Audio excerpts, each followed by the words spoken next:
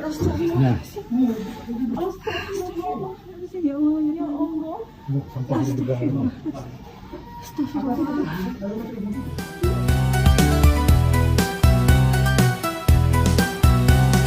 Habis mari ikut syuk. Weh geng, korang tengoklah sendiri. Ini bukan setakat bersepah. Ini dah tahap loji dalam rumah. Katanya penyewa ini anak dara. Umur baru 22 tahun. Dekat luar kalau jumpa, mesti korang ingat bidadari sebab pandai sangat berias. Tapi dalam rumah, alahai. Rupa-rupanya ratu sampah. Korang nampak dah baju melambak macam gunung tu. Sisa makanan basi bertimbun dekat dapur. Sampai kat bil elektrik pun tertunggak sampai beribu-ribu ringgit. Ada yang 4,000, ada yang 6,000. Aku pun tak faham macam mana dia boleh lena tidur dalam keadaan busuk dan susah macam ni. Mungkin dia ingat bil tu akan bayar sendiri kot, ataupun sampah tu dianggap hiasan dalam estetik. Memang betul-betul definisi penyewa daripada neraka. Nasihat kita buat tuan rumah, janganlah lurus sangat bila bagi orang sewa. Rupa cantik bukan jaminan kebersihan.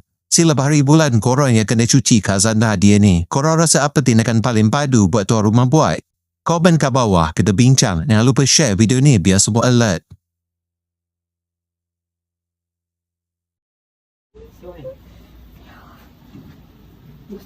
Pijon. Sampah ni. Astagfirullahaladzim. Ya Allah, astagfirullah. Kipas ni berapa tahun hidup? Ni. Tengok. Tengok plak. Plak tu hidup. Ini kalau terbakar. Astagfirullahaladzim. Aina Najihah. Apa perangai kau ni? Metal mana ni? Bayar dah nak. Buah MyFree 1-3 easy. Hutang 16,000 notis peringatan terakhir. Hutang berapa? Ambil gambar. 4,000. Astagfirullahaladzim. Tonton memang bulan. Kau hidup Ini anak perempuan.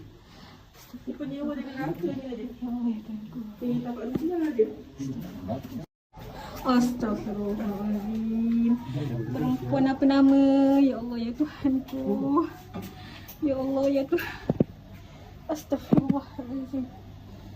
Astagfirullahaladzim. Astagfirullahaladzim. La ilaha illa anta. Ya Allah, ya Tuhan. Ni rumah ke apa ni, ya Allah? Astagfirullahaladzim. Astagfirullah. Ya Allah, ya Tuhanku. Astagfirullahaladzim. Astagfirullah. Syuk Hobbies gembira kongsi tiada takut. Syuk Hobbies suka kongsi sepanjang hari. Inilah Syuk Hobbies YouTube channel.